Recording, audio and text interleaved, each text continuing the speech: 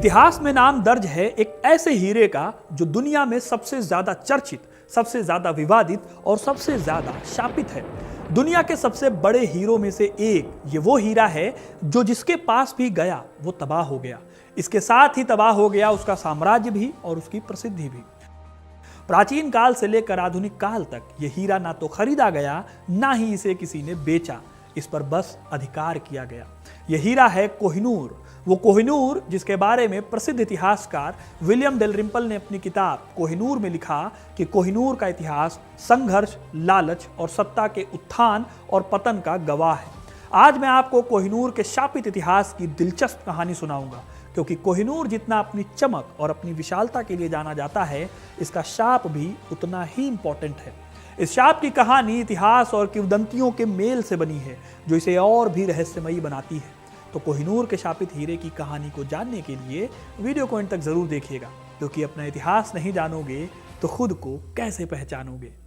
Guys, आगे बढ़ने से पहले आपको बताऊं कि कीवी ने लॉन्च किया है एक ब्रांड न्यू क्रेडिट कार्ड जिसका नाम है यूपीआई क्रेडिट कार्ड। ये क्रेडिट कार्ड बहुत ही अमेजिंग है। अमेजिंग मैं इसलिए कह रहा हूं बिकॉज आपको इस क्रेडिट कार्ड में कैशबैक भी मिलेगा।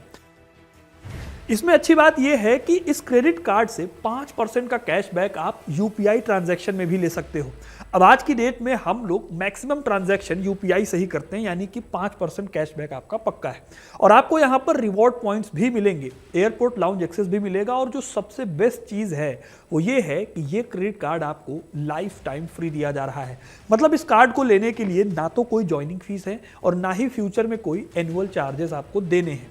तो ये कार्ड अगर आप ले लेते हो और उसके बाद अगर आप कार्ड यूज नहीं भी करते हो तो भी आपको इस क्रेडिट कार्ड से कोई नुकसान नहीं है। इस क्रेडिट कार्ड पर आपको 5% तक का कैशबैक मिल रहा है।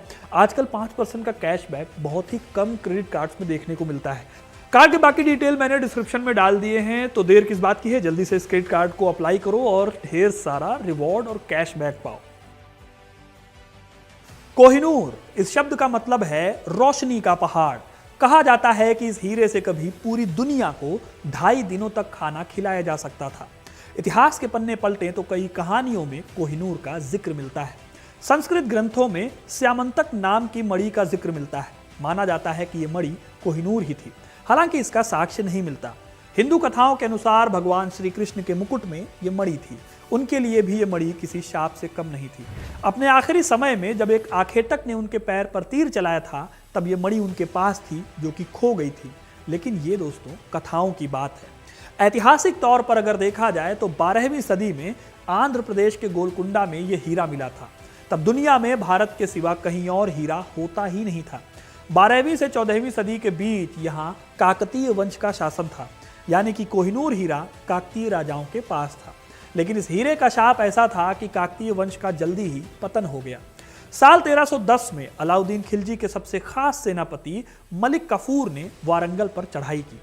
तब अलाउद्दीन का खौफ इतना था कि यहाँ के राजा प्रताप रुद्र ने बिना युद्ध लड़े ही सरेंडर कर दिया। इस सरेंडर में प्रताप रुद्र ने अपनी सोने की मूर्ति भेजी, जिसमें गले में जंजीर बंधी हुई थी, जो उसकी अधीनता को स्वीकार करने का प्रतीक था। मलिक काफूर ने भी प्रताप रुद्र की सारी संपत्ति हथिया ली। कुल 100 हाथी, 7,000 घोड़े और कई दूसरी कीमती चीजें सुल्तान को दी गई, और इन्हीं चीजों में वो बेशकीमती कोहिनूर भी था। यानी कि कोहिनूर अब हो चुका था दिल्ली के सुल्तान अलाउद्दीन खिलजी का। लेकिन हीरे के साथ साथ खिलजी को कोहिनूर का शाप भी मिला। अलाउद्दीन खिलजी को उसके ही साथियों ने सत्ता से हटाने की साजिश शुरू कर दी। उसकी मौत कैसे हुई ये आज भी एक रहस्य है। दिल्ली सल्तनत पर लिखते हुए इतिहासकार सतीश चंद्रा भी कहते हैं कि जब अलाउद्दीन की सेहत बिगड़ रही थी, तब मलिक काफूर अपनी राजनीतिक चालें चल रहा था। मलिक काफूर ने अलाउद्दीन की मौत के तुरंत बाद उसके छोटे बेटे शिहाबुद्दीन को गद्दी पर बिठाया और खुद को उसका संरक्षक घोषित किया।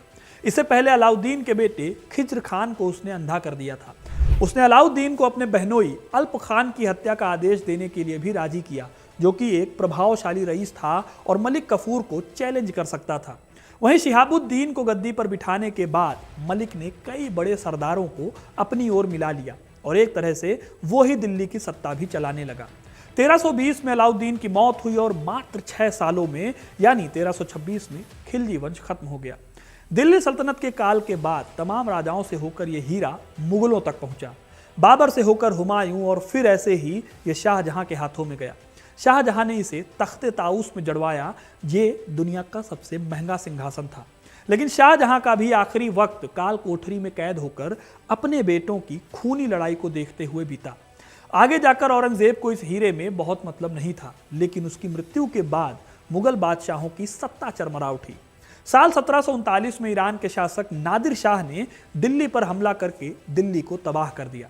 वो करीब 57 दिनों तक दिल्ली में रहा। इस दौरान करीब 30,000 लोगों को उसने मौत के घाट उतार दिया। वो तब तक नहीं रुका जब तक मुगलों ने उसे 1 करोड़ रुपए नहीं दे दिए। इस तरह उसने मुगलों की सालों इकट्ठा की गई दौलत को लूट लिया और ईरान वापस लौट गया। लेकिन इस लूट के साथ वो अपनी बदकिस्मती को भी ईरान लेकर गया। ये बदकिस्मती थी कोहिनूर। कहते हैं कोहिनूर हीरे को कोहिनूर भी सबसे पहले नादिर शाह ने ही कहा था। पर्शिया के हिस्टोरियन मोहम्मद मारवी ने अपनी किताब आलम नादरी में लिखा है कि उन्होंने अपनी आंखों से कोहिनूर को देखा था। कोहिनूर हीरे ने नादिर शाह को भी नहीं बख्शा। साल 1747 में नादिर शाह, जिसके पास उस वक्त एशिया में सबसे बड़ी सेना थी, उसे धोखे से उसके ही लोगों ने मार दिया। यही नहीं, उसके वारिस भी आपस में लड़कर जल्दी ही खत्म हो गए। जब नादिर शाह की मौत हुई तो उसके वफादार जनरल अहमद शाह अब्दाली ने यह हीरा उससे ले लिया और इस तरह से इस हीरे का शाप अब्दाली पर भी हुआ।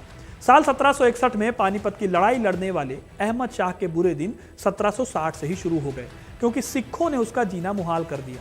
अब्दाली के आखिरी दिन बहुत बुरे बीते। उसकी मौत भी बेहद दर्दनाक हुई। 1760 के आसपास उसकी नाक के पास एक घाव हो गया जो उसे उसकी मौत तक परेशान करता रहा और इस तरह से 1772 में तड़प तड़प कर उसकी मौत हुई। उसकी मौत के बाद उसके उत्तराधिकारी भी दर दर भटकने को मजबूर हुए। इन्हीं में से अब्दाली के एक पोते शुजा शाह से ये हीरा साल 1813 में सिख साम्राज्य के महाराजा रणजीत सिंह के पास पहुंचा। महाराजा रणजीत सिंह के साथ भी वही हुआ जो बाकी सबके साथ हो रहा था।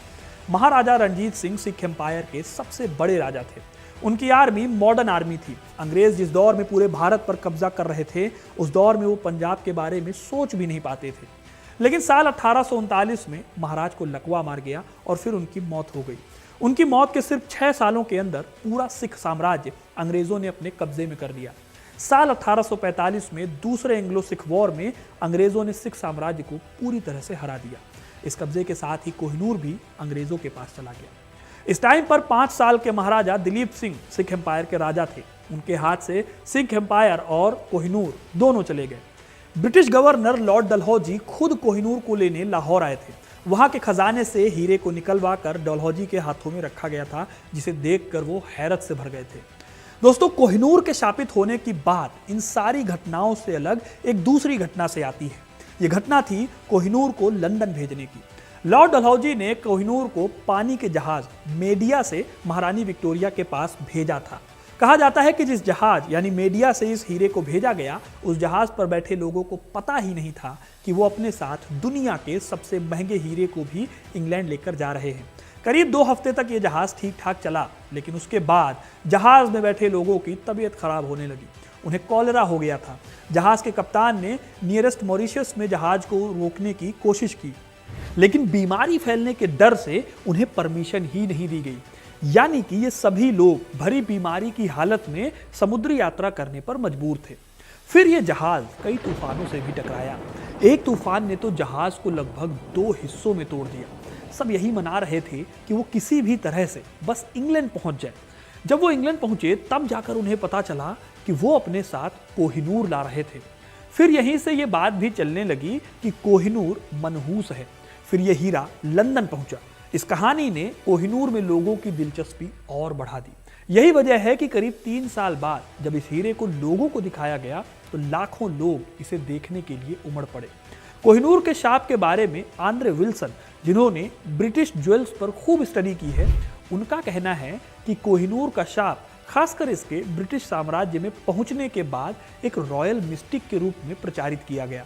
यह भी कहा गया कि इस हीरे को सिर्फ महिलाएं पहन सकती हैं, ना कि पुरुष, क्योंकि पुरुषों के पहनते ही उनके बुरे दिन शुरू हो जाएंगे।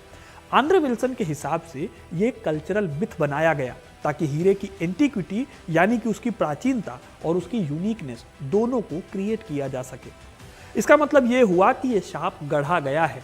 इसको लेकर जो दावे किए गए हैं वो बेहद चालाकी से बुने गए हैं, लेकिन इसका मतलब ये भी नहीं है कि कोहिनूर की हिस्टोरिकल इंपॉर्टेंस कम हो गई है।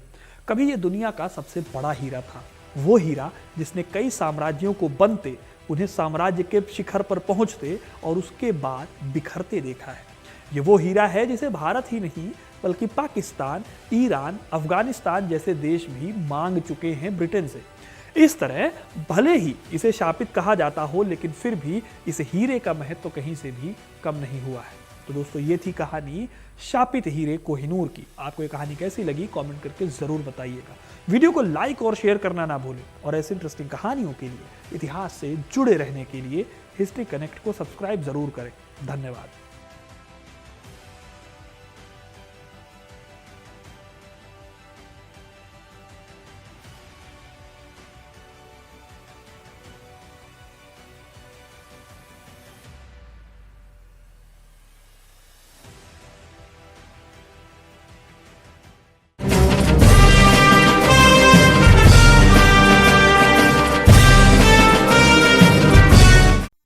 आप सुन रहे थे let's mic more than radio. Follow कीजिए हमें हमारे सोशल मीडिया प्लेटफॉर्म्स पर। It's time for news. It's time for More Than Radio. Presenting the first radio news app, Let's Mic. Let's Mic, a news-based app on your phone where you get to watch and listen news, talk shows, interviews, radio show podcasts. On Let's Mic, you get all relevant information of TV, print, radio, podcast, and digital. Let's Mic talks about every segment of life.